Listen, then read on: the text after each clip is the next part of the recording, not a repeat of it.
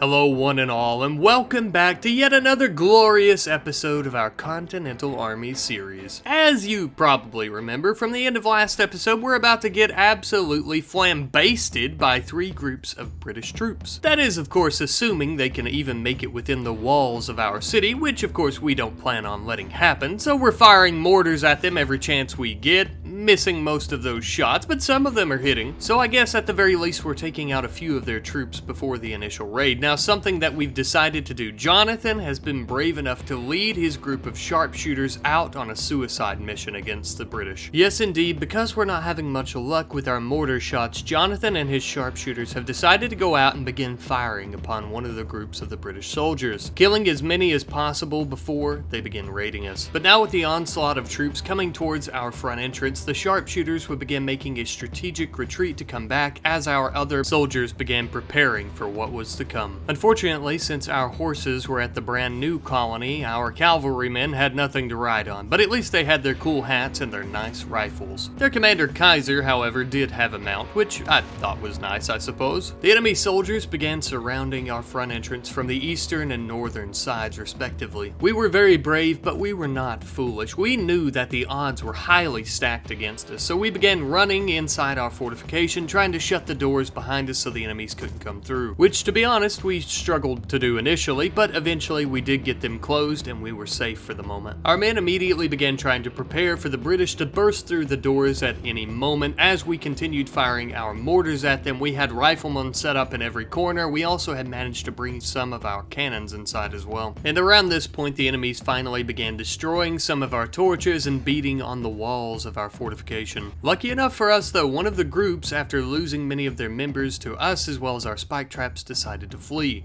2 more to go. One of these particular 2 groups still had the governor, and Wiggly Snout was a vicious bastard. He was also quite intelligent as well. He led his men to the front entrance, but around this time, luckily, a second group began to flee after getting killed on many of our spike traps. And I must say, I don't think we've made a better investment in American defenses and security than these spike traps. These things have saved our asses many a time. The governor's group of soldiers, though, began beating on our walls and tearing down our defenses as best they could. At one point, though, the governor and Henry were so close, yet the governor had no idea. For Henry swore that if these walls were not between the 2 of him, he would rip the governor's heart out while he watched. Or something like that. We would continue firing our mortars at them the entire time, but around this point I realized that these were just completely ineffective and or inaccurate, so we decided to move all of our troops to the eastern side of the city. There was a lesser enemy presence on the northeastern entrance, giving us the perfect opportunity to pop out of that entrance in a turtle formation with guns blazing and killing everyone we saw. Or, at least that was the plan, but look, it seems to be working for the most part. Besides, we can't let our spike traps have all the fun now, can we? After a few moments of blasting every British soldier we saw into oblivion, they eventually decided to give up and run away. Which I must add also included Governor Wiggly Snout. That vile son of a bitch managed to wiggle his way out of our hands, and he'll no doubt be back with a much larger and stronger army. But for the time being, we must worry about our own. We had many injured soldiers. Throughout the entire course of the battle, though, somehow we only managed to lose 1 man, which was obviously 1 more than we had hoped to lose at all. His sacrifice was extremely brave, yet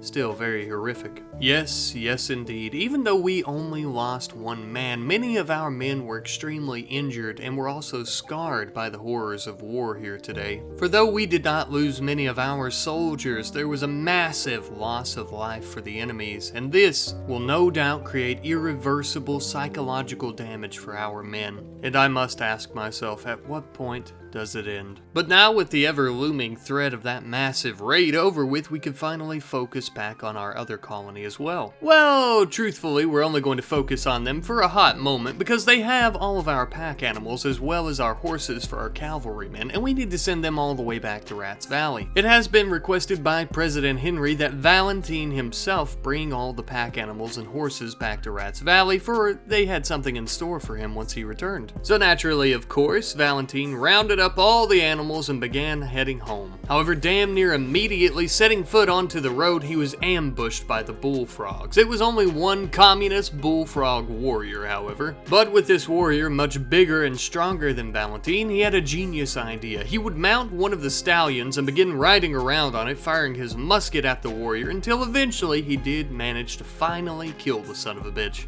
Good work, Valentine. That's some mighty fine shooting you done there. And now, hopefully, with all the ambushes finally concluded, Valentine would continue his journey all the way back to Rat's Valley with all the horses and pack animals and yada yada. While waiting on Valentine to return home, I couldn't help but notice all of these corpses, and I wish we had someone designated to haul all these corpses, like a designated corpse hauler or something like that.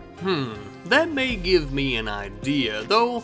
We'll have to see where it goes. For the time being, Valentine has finally returned home with all of our animals. He trucked them right through the city and then took them to their pen, of course, where he would drop them off promptly. And of course, after dropping off all of the animals, he would quickly speak with President Henry about what exactly it was that they had in store for him. Turns out, President Henry has decided to give Valentine something of a promotion based on a comment by our good friend Junior Research Cherosing 9392. I apologize, I butchered your username. But you, my friend, have left several comments requesting that Valentine be given a spot as a designated corpse hauler, some position such as this, so I have decided to grant this request, if you will. And now Valentine holds a spot as a designated corpse hauler. Of course, he has a beautiful new uniform as well as a beautiful new weapon. I decided to give him an all-black uniform. I thought it fitting, as though he's something of an undertaker. And of course, his new pistol has a nice little sharp end on it. That way he can poke the corpses with it and see if they're actually dead or if they're just playing possum. And of course, for good measure, I gave him a cute little mustache as well. I thought it very distinguished and fitting for the character. But of course, with that complete, it's time to let Valentine just go ahead and do his duties as the designated corpse hauler. It would appear that this one is indeed dead. Go ahead and haul it out of here, Valentine. Thank you very much. And now, of course, with a designated corpse hauler, our city should run much more efficiently and very smoothly. But of course, that does remind me that we still have a lot of work to do at the brand new colony, and one of the biggest things that we need to work on over there is our sleeping situation. We don't really have any efficient or effective barracks over there just yet, so we're going to try to build some of those. Now, of course, at this new colony, we have a lot less people living here, so I thought to myself, those barracks are going to take up a lot less room, so maybe we just give them bigger rooms overall. It's going to make them happier, so we did. We even ended up giving the two slaves we have over here some very cozy little rooms in their very own slave barrack, and I must say that they really seem to enjoy them. Now, around this time back at Rat's Valley, we ended up having a French combat supplier, which was honestly perfect, as a few days ago we just slaughtered a bunch of people and had a bunch of rifles laying around to sell to them. As well, of course, as the weapons we already had from previous raids, so we began selling all of these to them, as many as we could, making some pretty easy and fast money. Easy and fast money, I might add, that we would then begin storing in our beautiful and very secure bank that we had built last episode. But it is also quite horrendous, so I decided we should probably try to beautify it at least a little bit. And though it isn't perfectly gorgeous or anything like that, I think it turned out fairly well. I think the flags on the front are a nice touch. Now, also thus far behind the bank, we've been burying our dead, so I thought maybe we turn this area into something of a cemetery, and then I realized that there's a lot of stone back here, so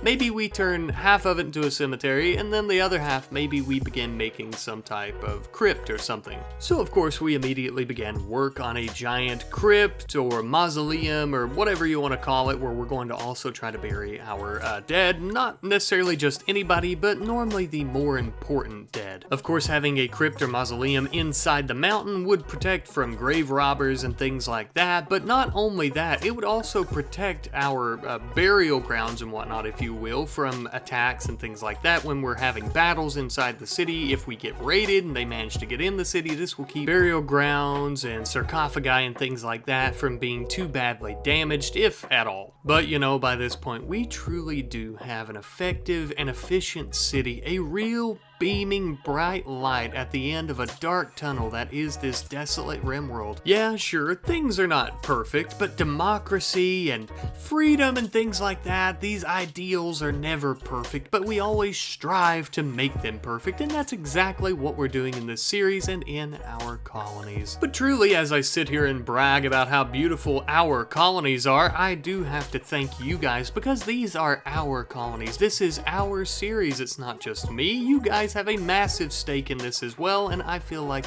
we're all one big happy family. But of course, with that being said, I want to thank you guys ever so much for watching. I love you guys very, very much, and I hope to see you in the next one. Goodbye.